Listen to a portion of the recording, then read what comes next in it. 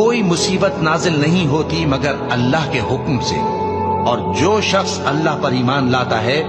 وہ اس کے دل کو ہدایت دیتا ہے، اور اللہ ہر چیز سے باخبر ہے۔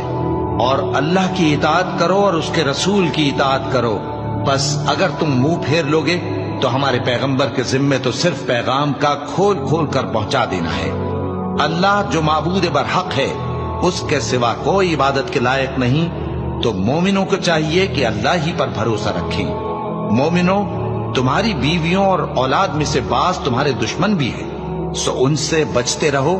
اور اگر معاف کر دو اور درگزر کرو اور بخش دو تو اللہ بھی بخشنے والا ہے، مہربان ہے۔ تمہارا مال اور تمہاری اولاد تو آزمائش ہے، اور اللہ کے ہاں بڑا اجر ہے، سو جہاں تک ہو سکے اللہ سے ڈرو اور اس کے احکام کو سنو اور اس کے فرمانبردار رہو اور اس کی راہ میں خرچ کرو، یہ تمہارے حق